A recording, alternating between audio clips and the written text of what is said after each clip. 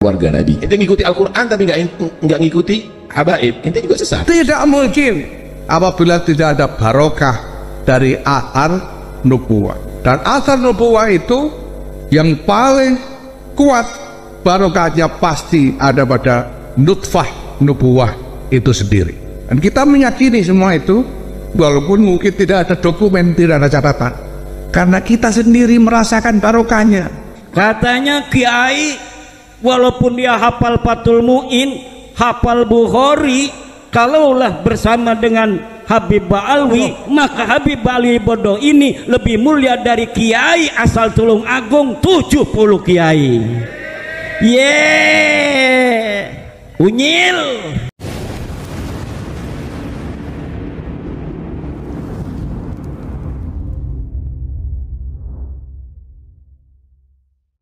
Kalau ente ingin barokah tinggal di atas tanah Nusantara ini, ente harus mau jadi budak putra putri Nusantara. Bukti-bukti barokah dari zuriyah Ba'alwi ini semuanya merasakan barokahnya Sulam Safira. Kita merasakan sendiri barokahnya. Jangan mau jadi tuan, malah pewaris tuan rumah jadi budak. Unyil, tengok, unyil, gua kepret masuk kuburan lo. Yahudi pesek mau fitnah habaib. Presiden dicaci maki saudara. Presiden udah selesai, masih di demo. Ini kelakuan siapa itu? Kita minta supaya hukum ditegakkan. Jokowi wajib diusut secara hukum seadil-adilnya, saudara. Allahu Akbar. Itu bukan akhlak Nusantara. Presiden kita Jokowi yang 10 tahun jawab yang kompak segala kerusakan selama 10 tahun dipimpin Jokowi. Siapa yang bertanggung jawab? Demi bangsa ini wajib untuk diadil-adili seadil-adilnya, saudara. Setuju? Harusnya terima kasih kepada bangsa Indonesia yang telah memperlakukan semua orang yang hidup di atas tanah Indonesia ini sama. Jangan kemudian merasa lebih tinggi dari bangsa Indonesia, pemilik yang sah tanah Indonesia ini. Betul? Kami adalah majikan kalian, kami adalah pemilik bangsa, kami adalah pemilik kedaulatan Indonesia. Siapa pemilik tanah Indonesia ini? Dia adalah putra asli Nusantara. Siap hantam mereka, siap kejar mereka, siap hajar mereka. Katanya kiai-kiai itu hanya pengawalnya para kabaib. Rakim. Mana status ulama? Ya, al-ulama warathatul anbiya. Terus bagaimana habaib? Bukan warathatul anbiya. Mereka dalam keluarga Rasulullah. Kalau bahasa sekarang, ini Nabi dan keluarganya, ulama itu pengawalnya. Ulama itu pengawalnya. Karena itu kau ngikuti pengawal, itu mereka mengawal keluarga Nabi. Ente ngikuti Al-Quran tapi nggak ngikuti habaib, ente juga sesat. Tidak mungkin apabila tidak ada barokah dari athar nubuwah. Dan athar nubuwah itu yang paling kuat barokahnya pasti ada pada nutfah nubuwah itu sendiri. Dan kita meyakini semua itu, walaupun mungkin tidak ada dokumen, tidak ada catatan, karena kita sendiri merasakan barokahnya. Katanya kiai walaupun dia hafal Fathul Mu'in, hafal Bukhari, kalaulah bersama dengan Habib Ba'alwi, maka Habib Ba'alwi Bodoh ini lebih mulia dari kiai asal Tulung Agung 70 kiai. Unyil. Ini ada yang udah ngobok-ngobok nasab, emang gak ada kerjaan orang pada saudara. Unyil. Lah sekarang udah selesai husnul khotimah di demo di Solo. Ini bukan akhlak Nusantara, saudara. Ini bukan akhlak Nusantara. Lihat itu siapa yang demo, close up wajahnya, ada wajah Mukibin itu.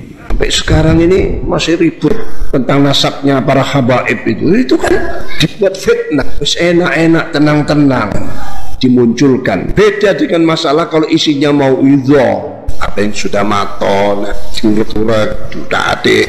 Lah kok tega-teganya udah selesai di demo-demo, lihat itu yang demo, shooting, close up, wajahnya wajah Kibin. Nggak pengen bangsa kita rusak. Banyak yang mesti dipertanggungjawabkan oleh Jokowi, setuju? Kurang keras KM50 yang mesti bertanggung jawab siapa? Kriminalisasi ulama yang mesti bertanggung jawab siapa?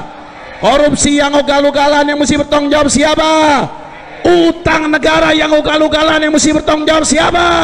Dihina-hina, katanya lu datang ke sini bawa gula 1 kilo, kita sembelihin ratusan kambing. Kakek-kakek aneh datang untuk mencetak para kiai, kalian datang ke sini bawa gula 1 kilo. Habib itu istilah penghormatan dan pejuang-pejuang yang sangat punya jasa besar di Indonesia. Kiai Indonesia, Kiai Soleh Darat, Kiai ini semua itu bersentuhan dengan para. Dan hari ini macan-macan itu adalah mereka yang sudah masuk perjuangan Wali Songo Indonesia dari putra-putri Nahdlatul Ulama. Siap bersama habaib, siap dukung Ba'alwi, siap sikat bekal-bekal nasab. Takbir. Saya tantang para bekal nasab. Hei Yahudi pesek. Ada usulan Habib-Habib yang duduk di pengurus NU pecat. Ini apa kok sudah tidak nalar? Kalau kita yang hidup di hari ini hanya mencium kaki-kaki orang yang tidak pantas dicium, bukan orang-orang yang mulia, maka anak-anak kita dengan semakin teknologi yang akan semakin maju di masa yang akan datang akan menganggap kita hanya para pecundang-pecundang. Maka yang saya hormati Ketua Umum Perjuangan Wali Songo Indonesia Kanjeng Pangeran Syarif Billy Yahsi, karena pakai belangkon dipanggil Kanjeng Pangeran.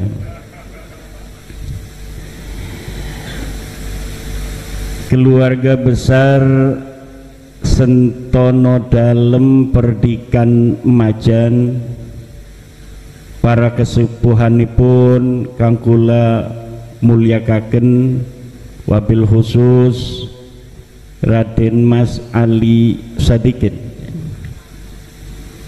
para pengurus PCNU Tulung Agung yang hadir, Panglima Laskar Sabilillah Perjuangan Wali Songo Provinsi Jawa Timur Gus Khairi yang saya hormati, Ketua PWI Tulung Agung dan seluruh PWI Mataraman yang pada malam hari ini sudah dilantik.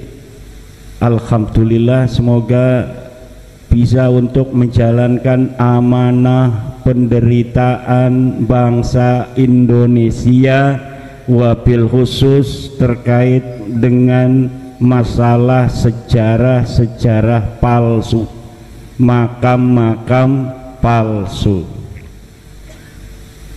Yang saya hormati, ini ada Ketua PWI dari Tuban Kiai Haji Ansori, ada dari Tegal Kiai Haji Syarifuddin Santrin Deso Pangeran Cengho, ya.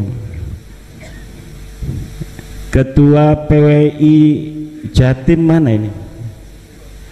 Aduh, ada tuh, Masya Allah. Ketua PWI Jatim Kiai Haji Jami atau yang akrab dipanggil Gus Jami.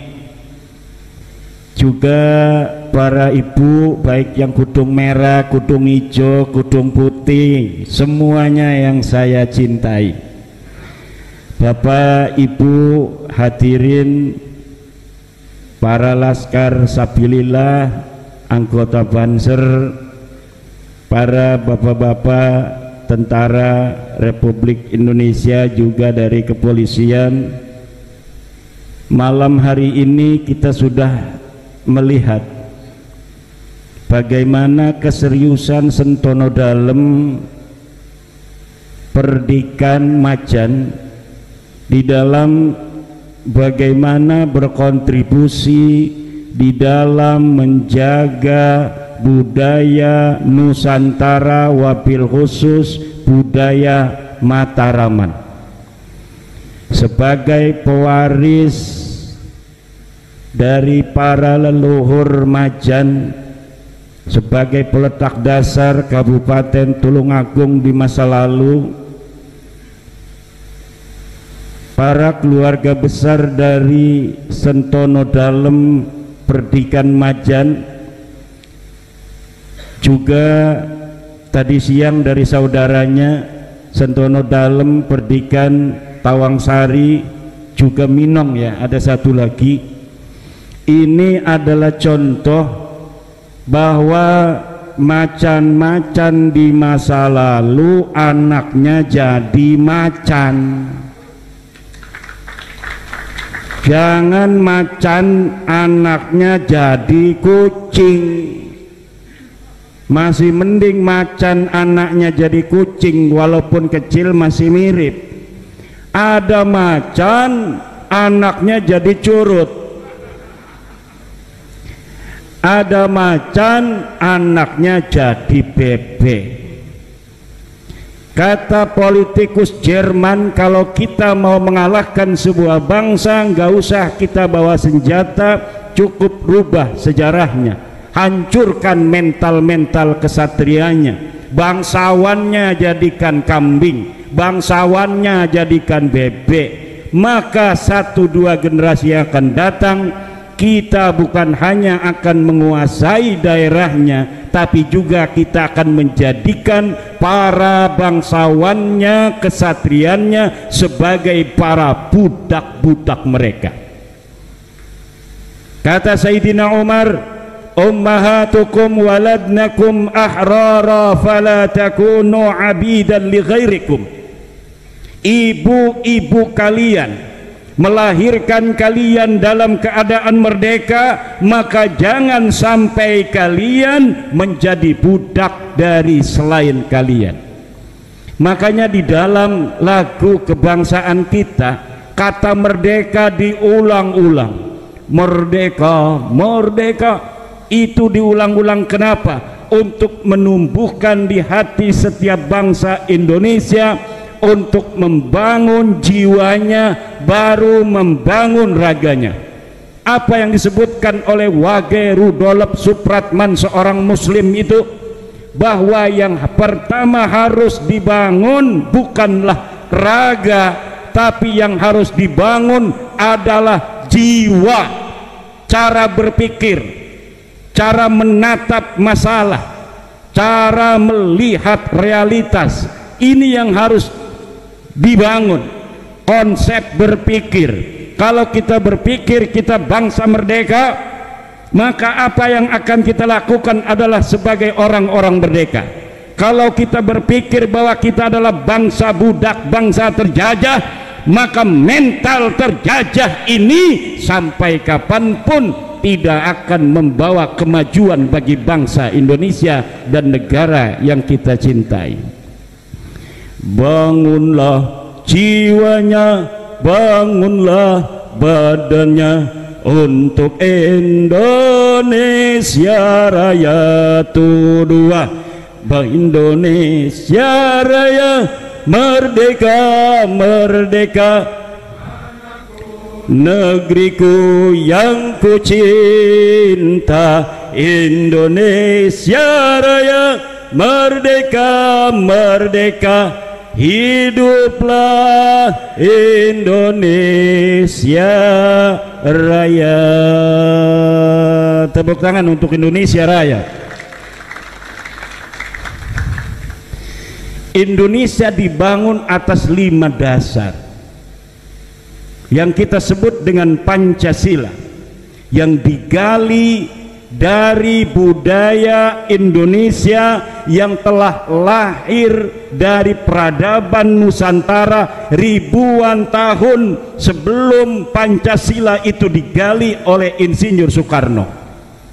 1 Juni Pancasila itu lahir, tapi sebenarnya Pancasila itu lahir dari budaya dan peradaban kita, leluhur-leluhur kita di masa lalu yang kemudian dirangkum oleh Insinyur Soekarno.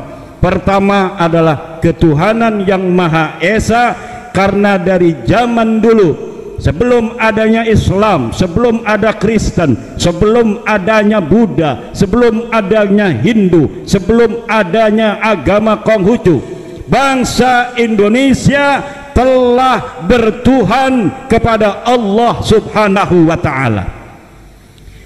Sebelum agama-agama ini diturunkan, sejak dahulu kala umat-umat Indonesia, bangsa Indonesia telah menyembah Allah Subhanahu wa ta'ala sesuai dengan nabinya di zamannya masing-masing.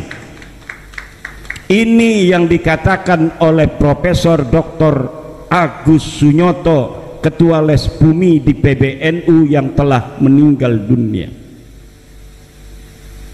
Maka ketuhanan yang Maha Esa dijadikan sebagai sila pertama. Sila kedua adalah kemanusiaan yang adil dan beradab. Apa artinya kemanusiaan yang adil dan beradab? Bahwa seluruh manusia hidup di dunia ini, wabil khusus di atas tanah Nusantara, dalam pandangan kebudayaan, peradaban, dan negara kesatuan Republik Indonesia, semuanya sama. Tidak ada satu lebih unggul secara kemanusiaannya dari yang lainnya. Orang Jawa, orang Sunda, orang Batak, orang Aceh, orang Ambon, orang Makassar, semuanya sama di mata negara kesatuan Republik Indonesia. Semuanya dihormati dengan penghormatan yang sama, semuanya dimuliakan dengan kemuliaan yang sama, semuanya mempunyai hak yang sama, semuanya mempunyai kewajiban yang sama, semuanya mempunyai cita-cita yang bebas. Dia mau jadi apa, dia hidup di tanah Indonesia.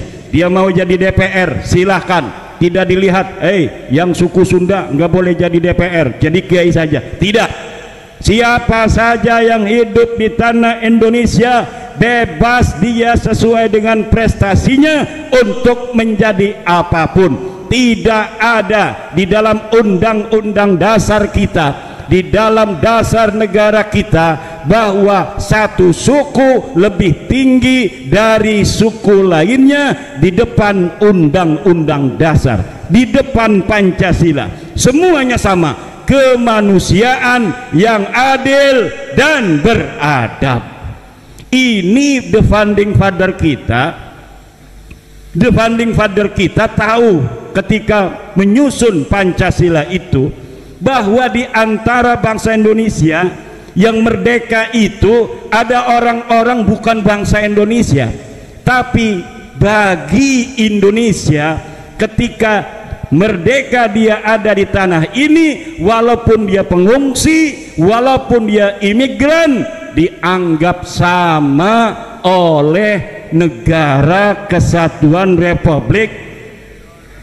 Kudune nohon kita, harusnya terima kasih kepada bangsa Indonesia yang telah memperlakukan semua orang yang hidup di atas tanah Indonesia ini sama. Jangan kemudian merasa lebih tinggi dari bangsa Indonesia, pemilik yang sah tanah Indonesia ini. Betul? Siapa pemilik tanah Indonesia ini? Dia adalah putra asli Nusantara. Siapa putra asli Nusantara? 1 orang Jawa, 2 orang Sunda, 3 orang Aceh, orang Jambi, orang Bali, orang Palembang, orang Maluku, orang Kalimantan, orang Papua, orang NTB, orang NTT, orang Bali, orang Madura. Itulah putra putri asli pemilik Nusantara ini. Tidak boleh siapapun dengan tujuan apapun untuk menyingkirkan mereka, baik menyingkirkan secara jasad atau hanya secara kemuliaan. Kalau ente ingin barokah tinggal di atas tanah Nusantara ini, ente harus mau jadi budak putra putri Nusantara.